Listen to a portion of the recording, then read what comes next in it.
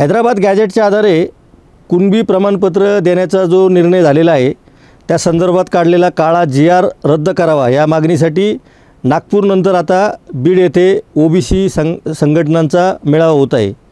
छगन भुजबळ, लक्ष्मण हाके या मेळाव्यामध्ये आपलं मनोगत व्यक्त करणार आहेत। यापूर्वी नागपूरला झालेल्या मेळाव्यामध्ये विरोधी पक्षनेते आणि काँग्रेसचे नेते विजय वडेट्टीवार हे उपस्थित होते।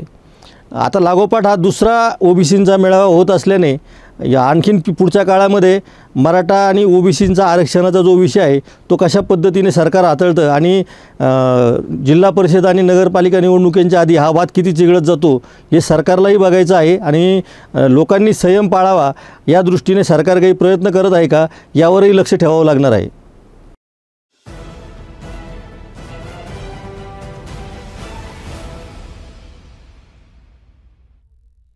नमस्कार, आपण न्यूज यात्रा पाहायला सुरुवात केलेली आहे। मी संजय वरकड। आपण चर्चा करत आहोत बीड येथील OBC समाजाचा जो मेळावा आयोजित केलेला आहे त्या मेळाव्याच्या निमित्ताने आता जे काही प्रश्न उपस्थित केले जात आहेत की OBCंचं असं म्हणणं आहे की हा काळा GR आहे आणि तो रद्द केलाच पाहिजे।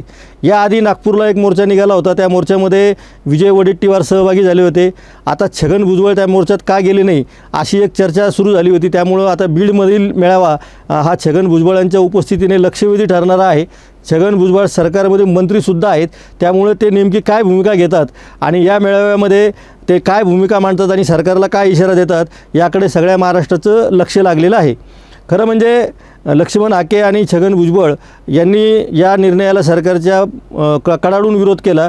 सरकारने OBC समाजाच्या नेत्यांची जी बैठक बोलवली होती त्यामध्ये लक्ष्मण हाके उपस्थित नव्हते, मात्र छगन भुजबळांनी या बैठकीमध्ये तीव्र नाराजी व्यक्त केली आणि बनावट प्रमाणपत्र वाटप केले जात असल्याचा आरोप त्यांनी केला होता।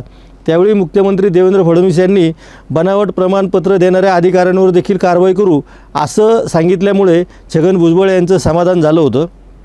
या बैठकीनंतर OBC समाज आंदोलन मागे घेईल का अशी पण एक चर्चा सुरू होती, मात्र अशी आता काही चिन्ह दिसत नाही। विशेषतः हा काळा GR ज्याला त्या OBC संघटना म्हणत आहे तो रद्द करावा अशी मागणी केली जात आहे आणि दुसऱ्या बाजूनं सरकारमधीलच एक मंत्री राधाकृष्ण विखे पाटील असं सांगतायत की छगन भुजबळांनी किमान अशा पद्धतीचे विधान करणं थांबवावं, कारण हा GR ज्या कुणबींची प्रमाणपत्रांसाठी जे अर्ज करणार आहेत ज्यांच्याकडे पुरावे आहेत अशाच लोकांना प्रमाणपत्र वाटप केले जाणार आहेत।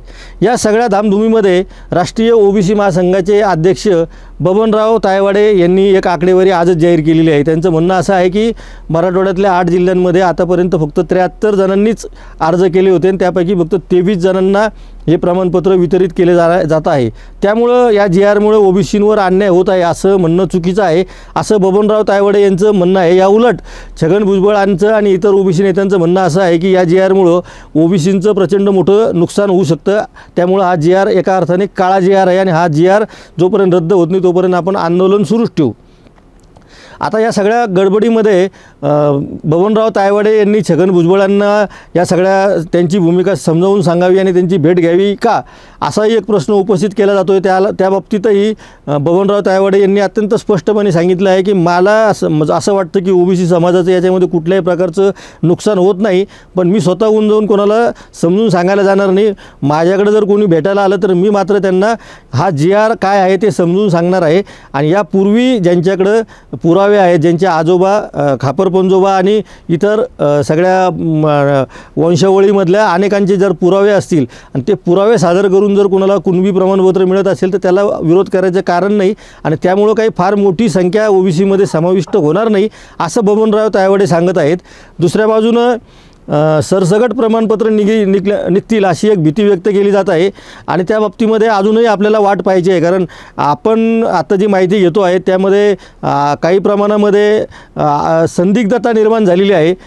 पुरावे देताना कोणकोणते मुद्दे ग्राह्य धरले जाणार आहेत, स्थानिक पातळीवर ज्या समित्या स्थापन केल्या जाणार आहेत त्या कशाच्या आधारे प्रमाणपत्र वाटप करणार आहेत, हे जोपर्यंत मोठ्या प्रमाणात प्रमाणपत्र वाटप होत नाही तोपर्यंत आपल्याला ठोसपणे त्यावर काही भाष्य करता येणार नाही, अशी आत्ताची परिस्थिती आहे.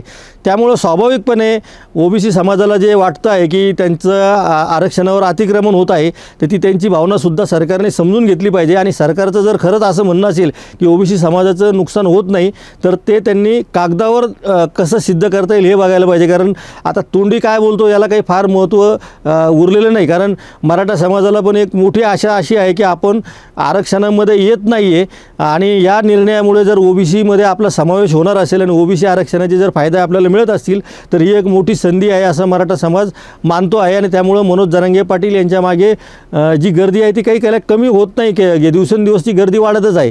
त्यामुळे या निर्णयाची अंमलबजावणी दिवाळीनंतर, आता दिवाळीपर्यंतची मुदत मनोज जरांगे पाटलांनी सरकारला दिलेली आहे. त्यामुळं खऱ्या अर्थाने दिवाळीनंतरचा एक जो महिना आहे पुढचा, तो अत्यंत निर्णायक असा महिना असणार आहे. या महिन्यामध्ये कशा पद्धतीनं प्रमाणपत्राचं वाटप केलं जातं आणि ओबीसी समाज त्याकडे बारकाईने लक्ष ठेवून असणारच आहे. खरं म्हणजे गाव पातळीवर ज्या समित्या स्थापन केलेल्या आहे त्यामध्ये काही महत्त्वाच्या मंडळींचा समावेश करण्यात आलेला आहे. त्याशिवाय शासनाचे प्रतिनिधी म्हणून काही अधिकारी पण त्याच्यामध्ये असणार आहेत. त्यामुळे हे सगळ्या प्रक्रियेतून पार पाडून जे प्रमाणपत्र घेतील ते थेट ओबीसीच्या ज्या सवलती आहेत त्याला लाभ घेण्यासाठी पात्र ठरणार आहे. पहिल्या टप्प्यामध्ये शैक्षणिक सवलतींचा त्यांना लाभ होणार आहे. त्यामुळं आंदोलकांमध्ये एक मोठा उत्साह दिसून येतो, पण ते एक दुसऱ्या बाजूला सावध पवित्रासुद्धा दिसून येतो आहे. नेमकी प्रक्रिया कशी राबवायची या बाबतीमध्ये मराठा संघटनांचे कार्यकर्ते अहोरात्र एक करून काही नियमावलीचा अभ्यास करून तयारी करताना दिसत आहे. तर दुसऱ्या बाजूने चुकीच्या प्रमाणपत्राचं वाटप होऊ नये म्हणून ओबीसी समाजसुद्धा त्यावर लक्ष ठेवून आहे. या सगळ्या धामधुमीमध्ये गावागावामध्ये एका प्रकारचं असं एक देखरेखीचं वातावरण सध्या तयार आहे. ओबीसी समाजामध्ये दोन प्रकारचे मतप्रवाह जरी असले तरी जो विरोध करणारा आहे तो खूप आक्रमक आहे आणि त्याला असं वाटतं की ओबीसींच्या आरक्षणावर अतिक्रमण होता कामा नये.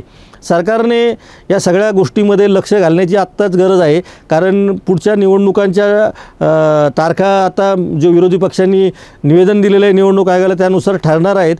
या निवडणुका डोळ्यासमोर ठेवून जर ओबीसी विरुद्ध मराठा असा संघर्ष सरकारला चालू ठेवायचा असेल तर तो भाग वेगळा, कारण त्याला कुणीही काही करू शकणार नाही. पण हा संघर्ष होऊ नये आणि यामध्ये किमान समन्वयाची भूमिका घेऊन काहीतरी नवीन मार्ग निघावा, नवीन तोडगा निघावा आणि कोणीही नाराज न होता महाराष्ट्रामध्ये जे गुण्यागोविंदाचं वातावरण आहे गावामध्ये ते टिकून राहावं ही भूमिका सरकारने घेतली पाहिजे. आपण हे सगळं सामंजस्याने आपण सांगण्याच्या न्यूज यात्राकडनं वारंवार प्रयत्न करत आहोत की ओबीसी मराठा समाजामधला आरक्षणाच्या मुद्द्यावरून होणारा संघर्ष हा महाराष्ट्रालाही परवडणारा नाही, देशालाही परवडणार नाही. तो जसा मराठ्यांना परवडणार नाही तसा ओबीसींनाही परवडणार नाही, आपण वारंवार सांगत आलेलो आहे.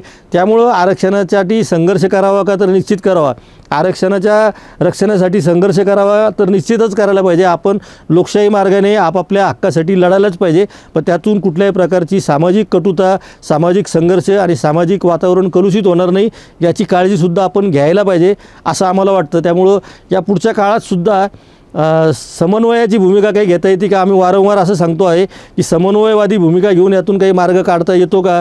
कारण आता हा विषय असा झालेला आहे की आरक्षण मराठा समाजाला कुठल्याही परिस्थितीमध्ये पाहिजेच आणि आरक्षणासाठीची निर्णायक लढाई मराठा समाज लढतो आहे असं मनोज जरांगे पाटलांनी सांगितलेलं आहे. आणि त्याच उलट ओबीसी समाजही असं सांगतो आहे की आमच्या ताटातलं देऊ नका, मराठा समाजाला आरक्षण द्यायला आमचा विरोध नाही पण आमच्या ताटात देऊ नका.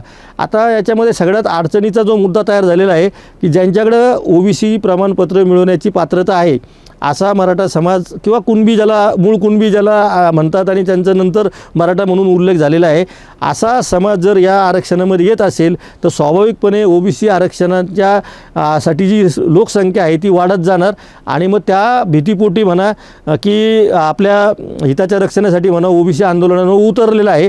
तर याचं मराठा समाजाने सुद्धा भान ठेवायला पाहिजे. त्यामुळे ओबीसी मराठा हा संघर्ष न करता सामंजस्याची भूमिका घ्यावी अशी वारंवार भूमिका मांडणं अत्यंत आवश्यक झालेलं आहे. त्यानंतर आक्रमक होणं आणि हिंसक होणं यामध्ये फरक आहे हे पण आंदोलकांनी लक्षात घेतलं पाहिजे. आपण आक्रमक होत आहोत का हिंसक होत आहोत. आक्रमक होणं हे काही चुकीचं नाही. आपल्या मागण्यांसाठी उपोषण करणं, सभा घेणं, मोर्चे काढणं हे लोकशाहीने ठरवून दिलेलं आहे. त्यामुळे त्या पद्धतीने न्याय मागावा सरकार काही खेळ करत असेल तर आता काही बाळबोध कुणी राहिलेलं नाही। त्या बाबतीत सरकारशी भांडण करायची आणि स्पष्टपणे सरकारशी संवाद साधण्याची सुद्धा तयारी मराठा आंदोलकांनी पण आणि ओबीसी आंदोलकांनी पण ठेवायला पाहिजे। आपलं भांडण हे सरकारसोबत आहे, आपलं भांडण मराठ्यांनी पण लक्षात घेतलं पाहिजे की ओबीसीसोबत नाही आहे आणि ओबीसींनी पण लक्षात घेतलं पाहिजे की मराठ्यांसोबत नाही, आपलं भांडण हे सरकारसोबत आहे। त्यामुळे सरकारशी भांडणाच्या सुरुवात, संवादाच्या सुरुवात आणि आपल्या हक्काच्या मागणीसाठी तुम्हाला ज्या सुरात बोलायचं असेल त्या सुरात बोलायला पाहिजे। सरकारशी बोलायला सुरुवात करा, म्हणजे तुमचे प्रश्न सुटू शकतात। हेच या निमित्तानं सांगावंसं वाटतं।